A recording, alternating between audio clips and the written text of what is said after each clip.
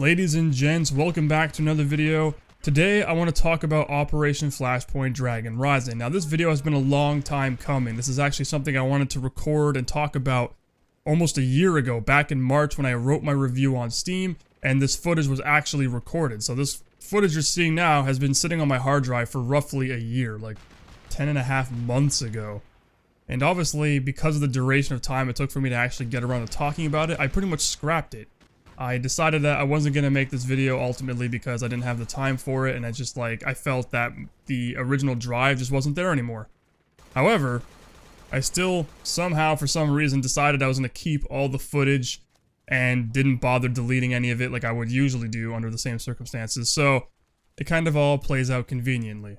Due to recent events, with this game in particular, it kind of inspired me to actually finally be able to use the footage I've had stored away for so long to make the video I originally wanted to make, and in addition to that, talk about the new change that have occurred. So I'm pretty sure most of you guys that follow me on my channel are familiar with another bigger YouTube channel.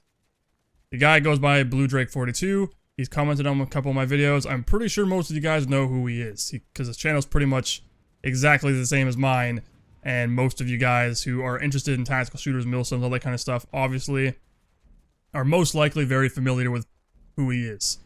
Anyway, so recently he kind of started talking about, and I'm talking within the last month or so and a half maybe, he started talking about Operation Flashpoint Dragon Rising again, discussing how it was a very underrated game. And I said the same thing in my own review. I wrote the review back in March on Steam because I really felt like this is easily one of the greatest military shooters out there to date. I mean, the PC version has a little bit of problems, which I'll get to a little bit later on, but other than that, it's a phenomenal game. And I felt it was incredibly underrated, and it had so much potential, and pretty much everything, I'm regurgitating what he said, even though I, said it first, technically. But you know what I mean? If you guys watch Blue Drake's video, I'm pretty sure you already know all of, the game has so much potential, there was so much there that could have been done, but it wasn't, and it was left hanging dry, and whatever, and the multiplayer is no longer officially supported because the server shut down, and it just got, just spiral of shit, right? It was disappointing. But the game itself is fantastic, even the default campaign.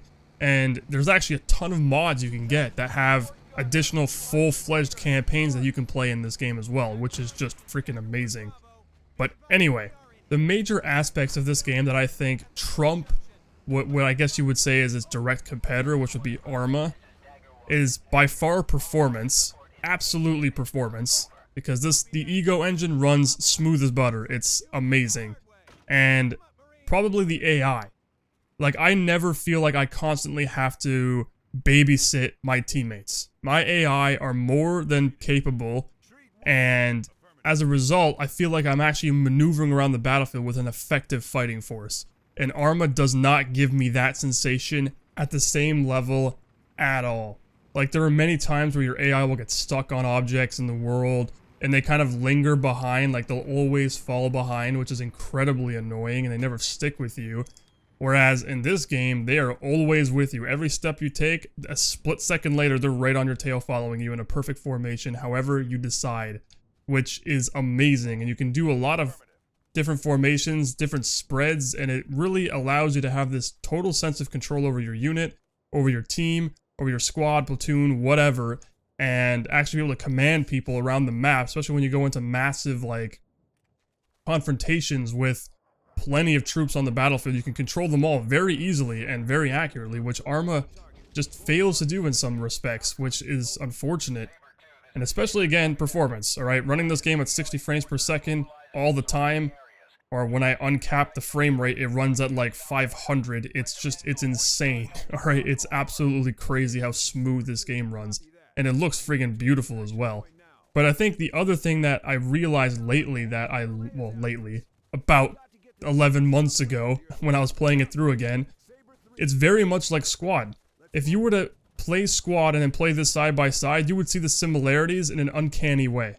Like, the game, even the HUD is very identical in a lot of ways, especially selecting weapons. Like, there's a lot of similarities between Squad, Project Reality, and this particular game, but mainly Squad for its actual gameplay flow and how it feels to play it.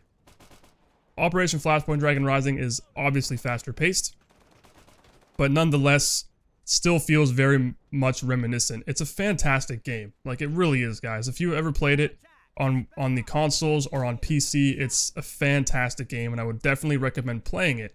However, there are some major issues I'm going to cover right now, which I also covered in my review. And that is the horrid mouse acceleration and field of view, which you cannot change. Some people always posted, oh yeah, it's possible to use this special download which you can run in the background, which will alter the field of view when you hit a shortcut key. Doesn't work. I've tried literally every option I've ever found on the internet, and nothing worked. FOV change in Red River? Possible. But not in Dragon Rising, unfortunately, which is a shame. And it's even worse that you have an FOV and mouse acceleration problem, making the game feel incredibly just obnoxious and nauseating to play. Now, it does have controller support, so if you want to play, I mean, this really is a console game at heart. If you played it like it was intended as a console game, you know, you just sit back further from your screen, use a controller, the game's a lot more manageable as a result. It feels a lot better. But still, I mean, if it was possible, and again, I'm looking at someone like Blue Drake, if he happens to stumble across this video, dude, you have the means and the resources to actually do something about that. Whether or not it's actually possible, whether or not it's hard-coded into the game, who actually really knows, but I know that if anyone were able to, it'd be you. So, yeah, just in case you see this video randomly somehow. But other than that, guys, fantastic game. And I actually want to close it on something from my own personal military experience that I want to kind of shed light on. Back when I did my very first platoon-sized section attack in the Canadian Forces when I was going through my BMQ, my basic land course, when we were conducting that section attack at a platoon-sized level, the very first game, and this is gonna, you know, but anyway, the very first game, the visual, like, vivid flashback that I immediately thought of was Operation Flashpoint Dragon Rising. Not any other military game. This game. Because the way the troops were moving to contact in an extended line through the long, thick grass looked exactly like it did in this game, and it's immediately what I thought of. So, I mean, take that how you will, but I mean, I love this game. It's a fantastic game. And with Blue Drake reviving the multiplayer, which you guys can find out on his channel, which you should probably watch videos on how to do that, it's bringing this game back in a big way, and hopefully some amazing things can actually come from it, thanks to Blue Drake and his community.